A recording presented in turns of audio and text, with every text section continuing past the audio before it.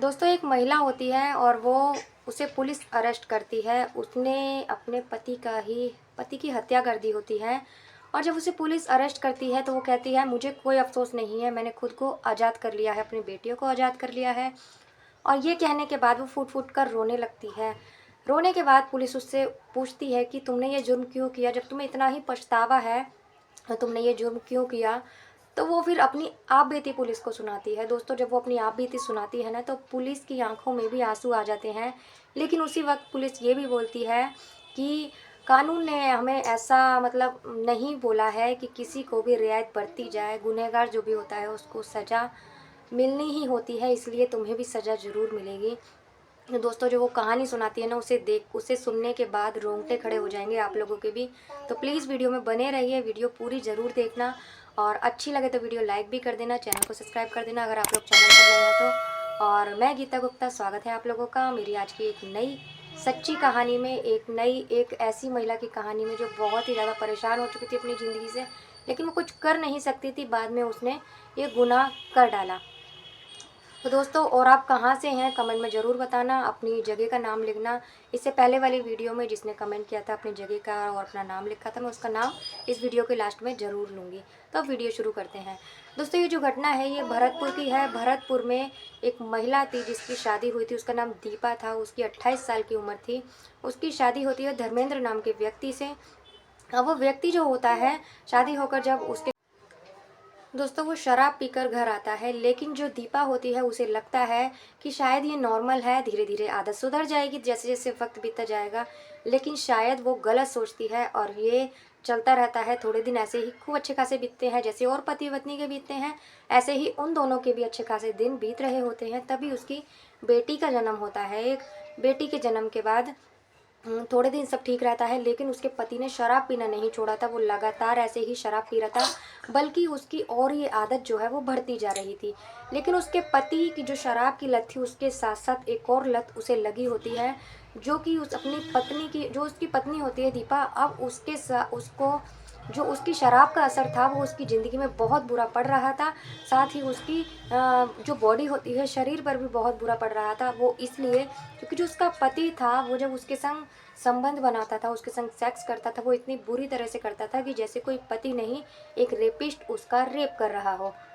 उसके संग ऐसी वो हरकतें करता है और ये सिलसिला अब रोज़ का चल रहा होता है। लेकिन वो बहुत ज़्यादा परेशान हो जाती है, लेकिन वो मजबूर थी, कुछ नहीं कर पाती थी।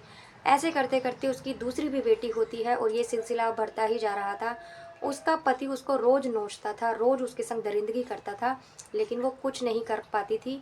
अब वो उसका पति उसे एक पत्नी नहीं बल्कि एक सेक्स करने वाली मशीन समझने लगा था और उसके साथ रोज़ नई नई हरकतें करता था। उसके संग गलत तरीके से सेक्स किया करता था, जिससे वो बहुत ज़्यादा परेशान हो चुकी थी।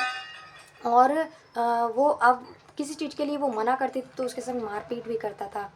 सोचती है वो कि खुद को ख़त्म कर लूँ, लेकिन वो ऐसा नहीं कर पाती। वो सोचती है कि मेरे बच्चियों का क्या होगा, इसलिए वो रह जाती है और ये सिलसिला ऐसे ही चलता रहता है। जब भी उसका पति शराब पीकर घर आता था, उसके संग उसकी बेटियां खड़ी होती थी। अब बेटियां धीरे धीरे बड़ी होने लगती हैं।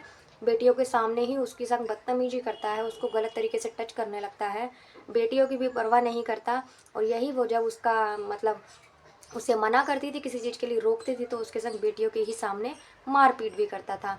अब ये सिलसिला चलता रहता है। एक दिन की बात होती है दोस्तों कि वो घर आता है, आते ही अपनी पत्नी के साथ बहुत ज़्यादा नशे में होता है वो और उसके साथ मारपीट करता है। शादी के 12 साल निकल चुके थे उस महिला को ये सब कुछ बर्दाश्त करते हुए। 28 साल की उसकी उम्र थी जो दीपा थी। अब ये सिलसिला चलते हुए कम से कम 12 साल हो जाते हैं। एक दिन वो बहुत ज़्यादा शराब पीकर घर आता है। आते ही दीपा के साथ बहुत ज़्यादा मारपीट करता है। मारपीट करने के बाद उसको फिर ज़बरदस्ती उसके संग गलत तरीके से उसके संग हरकत करने लगता है। तभी उसकी बेटियों की नज़र उस पर पड़ती है, तो जो दीपा होती है उसे धक्का दे देती है। धक्का देने के बाद वो फिर गुस्से में आ जाता है और अपनी पत्नी की बहुत बुरी तरह से पिटाई करता है और फिर एक रेपिस्ट की तरह उसके साथ ज़बरदस्ती गलत तरीके से हरकत करता है, संबंध बनाता है।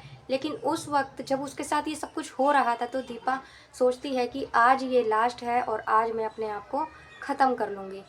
ये सोचने के बाद दोस्तों ये सब ख़त्म होता है जैसे तैसे।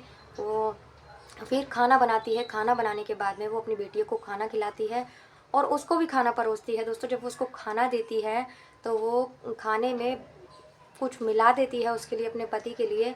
पहले तो वो खुद को ख़त्म करने की सोचती है, लेकिन फिर अगले ही पल सोचती है कि अगर मैंने खुद को ख़त्म कर लिया तो मेरी बेटियों का क्या होगा। साथ ही जो पति है वो तो दूसरी शादी कर लेगा, और दूसरी शादी कर लेगा तो मेरी बच्चियों को ही बुरा भला बोला जाएगा कि बेटियां ही अभागी हैं। दोस्तों, वो जो धर्मेंद्र था वो फ्रूट्स का काम किया करता था वहीं पर, अपने घर के पास ही। तो दोस्तों, ऐसे ही फिर वो खाने में कुछ मिला देती है, मिलाने के बाद बेटियों को खाना खिलाकर सुला देती है, साथ ही उसे भी खाना दे देती है। धर्मेंद्र भी खाना खा लेता है। खाना खाने के बाद अब वो अपने कमरे में जाता है सोने के लिए। वो गहरी नींद में जब सो जाता है, लेकिन दीपा को कोसों तक, उसकी आंखों में दूर तक नींद का नामो निशान नहीं था, क्योंकि उसके मन में, दिमाग में इतनी सारी बातें चल रही थी कि उसने अपने पति के लिए सब कुछ कर लिया। 12 साल बीत गए। धीरे धीरे ये सोचते सोचते सब कुछ की, थोड़े टाइम बाद सब कुछ बदल जाएगा। लेकिन 12 साल निकल गए थे, कुछ नहीं बदला। और ये आखिरी दिन था वो जो उसके साथ ये सब कुछ ख़त्म होने वाला था।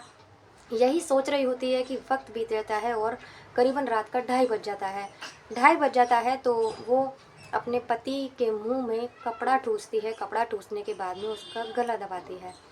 ऐसा करने के बाद में सोचती है कि इसकी जान निकल जाएगी, लेकिन ऐसा कुछ नहीं होता। उसका गला दबाने से उसकी जान नहीं निकलती। वो किचन में से फिर चाकू लेकर आती है। चाकू लेने के आने के बाद उसके सीने पर लगातार एक के बाद एक वार करती है, और उन 12 सालों का गुस्सा उस पर निकालती है जो उसके साथ बीती थी। एक एक बात वो सोच कर उसकी सीने पर इतनी बार वार करती है, और जब तक उसकी भड़ास नहीं निकलती, भड़ास उसकी शांत हो जाती है, तब वो रुकती है। रुकने के बाद रात भर वहीं बैठी रहती है। सुबह होती है। सुबह वो अ, खुद ही आस पड़ोस वालों को बताती है, और फिर उन पहले तो इधर उधर की बातें करने लगती है। पुलिस को बुलाया जाता है।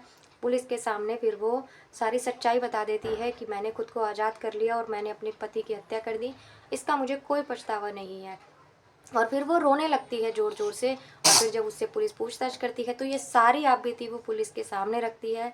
ये बातें सुनकर पुलिस की आंखों में भी आंसू आ जाते हैं। पुलिस भी हैरान हो जाती है कि क्या कोई पति ऐसा कर सकता है, और अगर इसकी जगह कोई और महिला होती तो क्या करती। यही सब सोचने के बाद पुलिस बोलती है कि हम तुम्हारे साथ कोई रियायत नहीं कर सकते, क्योंकि कानून ने हमें इसकी इजाज़त नहीं दी है। अब तुम्हें सज़ा तो भुगतनी ही पड़ेगी। ये कहने के बाद उसे अरेस्ट कर लिया जाता है और दोस्तों उसे सलाखों के पीछे डाल दिया जाता है। सज़ा हो जाती है उसे। दोस्तों, क्या उस महिला ने सही किया था जो उसने किया था? क्या उसे कुछ और करना चाहिए था? आप लोग कमेंट में ज़रूर बताना, अपनी राय ज़रूर देना कि उसको क्या करना चाहिए था। उसने गलत किया या सही किया, या उसका पति उसके साथ सही करता था? आप लोग ज़रूर बताना। और ये कोई गलत या मनगढ़ंत कहानी नहीं है। इससे पहले वाली वीडियो में एक मेरे सब्सक्राइबर ने कहा था कि ये मनगढ़ंत कहानी है, लेकिन कोई भी मनगढ़ंत कहानी नहीं होती। मैं गूगल से लेने के बाद ये स्टोरी सुनाती हूँ।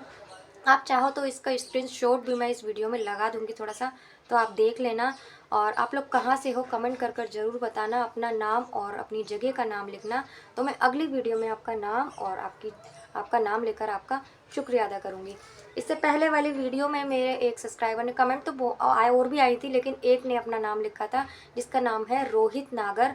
वो दिल्ली से हैं। आपका बहुत बहुत शुक्रिया। आप मेरी वीडियो देखते हैं, आपने मेरा चैनल सब्सक्राइब किया है और आप मुझे सपोर्ट करते हैं। ऐसे ही सपोर्ट करते रहिए, और आपका दिल से धन्यवाद करती हूँ। और मिलती हूँ अगली किसी वीडियो में एक नई कहानी के साथ। आप लोग मुझे सुपर थैंक्स के ज़रिए भी मुझे सपोर्ट कर सकते हैं। अगर किसी का भी मन हो सुपर थैंक्स में मुझे सपोर्ट करने का, तो आप कर सकते हैं। आपकी बहुत बहुत मेहरबानी होगी। तो मिलती हूँ अगली किसी वीडियो में एक नई कहानी के साथ। तब तक के लिए नमस्कार।